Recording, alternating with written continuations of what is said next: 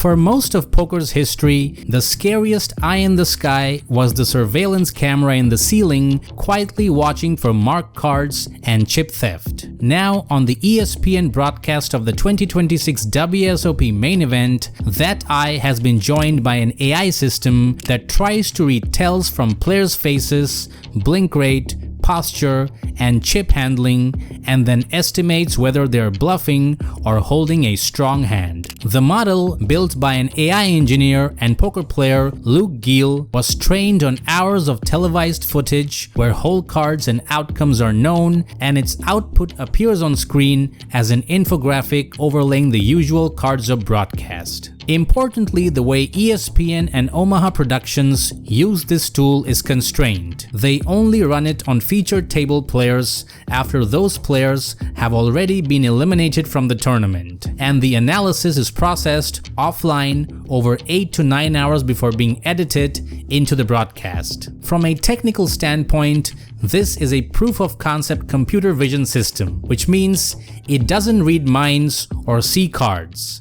It correlates behavioral patterns with hand strength, sometimes flagging a likely bluff, sometimes suggesting a strong hand, but always as a probabilistic guess rather than proof. Gill's prototype began as a tool focused on a single high-profile live stream player, Nick Airball, chosen precisely because he plays many hands and bluffs frequently on Hustler Casino Live. The software first uses OCR and overlay detection to extract game data from the stream so it can link behavior to actual outcomes. At the same time, the AI tracks a wide range of micro behaviors, which are hand movements, mouth shape, whether the player is smiling or frowning, eye gaze direction, blink rate, chip movement speed, tension in the hands, and even speech content when the player is talking. By collecting these signals and aligning them with the strength of the player's hand, it builds a personalized model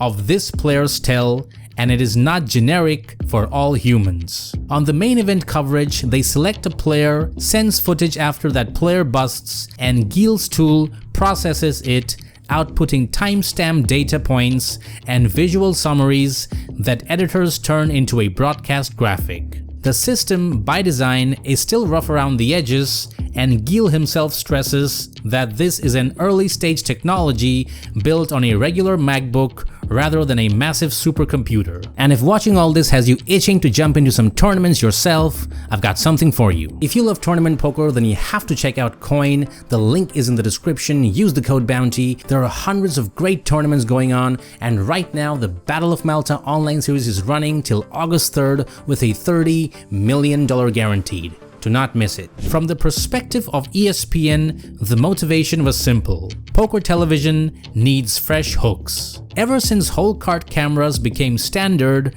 producers have tried to layer extra information on top of the action, like win probability graphs, range visualizations, chip count graphics, etc., to help casual viewers follow a game that's structurally opaque and filled with silent tension. An AI tell detector fits that trend. It promises to turn the invisible psychological battle into something visible and quantifiable on screen. Gill himself frames the broadcast use as a fun addition rather than a serious decision-making tool, an experiment meant to entertain viewers and spark curiosity about human behavior under pressure. Despite those guardrails, the poker world's first reaction has been a mix of irony and fear. Because the broadcast is delayed and shows whole cards, many players and fans find the AI overlay redundant at best and distracting at worst. If this tech is indeed accurate, the scope for abuse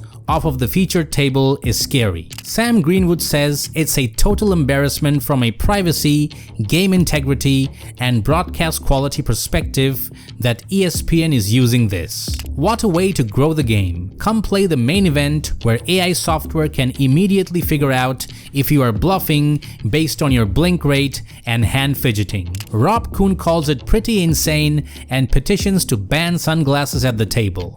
Gill emphasizes two pillars he believes are crucial to keeping this technology ethical: consent and real-time access. First, he only trains his system on players who who have voluntarily appeared on televised streams with cards exposed. He explicitly distinguishes that from secretly filming unsuspecting players at random tables, which would collide with cardroom policies and basic privacy expectations. Secondly, he draws a clear boundary between using AI as a study tool away from the table and using it as a real-time decision aid while playing. He compares offline use of his analyzer to working with solvers, coaches, books, or hand history review, but become cheating if wired into smart glasses and used to guide decisions mid-hand. Gill explores how modern smart glasses, hats, and earbuds with cameras and displays can be used to stream live to an accomplice or an AI system, which then feeds advice back to the player,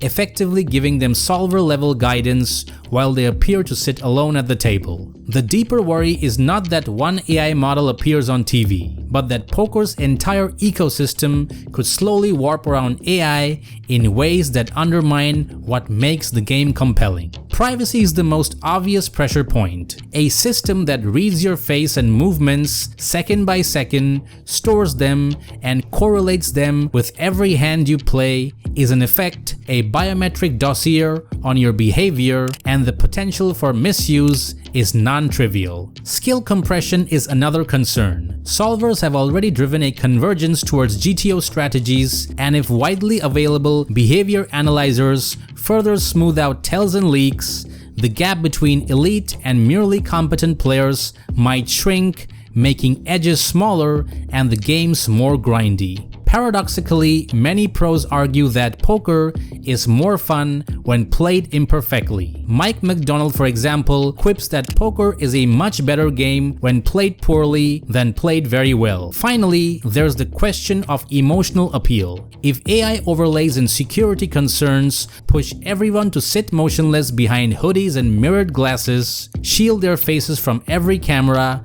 broadcasts could become visually bland and less relatable. Players may feel a new layer of pressure, not just to avoid giving away information to their table mates, but to also avoid exposing their micro-expressions to the world and to future AI tools that might run on them. That could make some recreational or wealthy players less willing to sit under the lights, removing precisely the colorful personalities broadcasters want to showcase. Taken together, the current landscape suggests a simple guiding principle. AI is a useful tool for poker as long as it stays in the realms of training, post-analysis, and clearly labeled entertainment. It becomes a threat when it crosses into real-time assistance, covert surveillance, or de facto lie detector claims that influence play or reputations. If those lines are honored, AI could become part of poker's training toolkit and media storytelling without hollowing out the core joys of the game, which is human creativity, psychological battle, and the thrill of reading and sometimes misreading another person across the felt. If they are not, we really might edge toward a future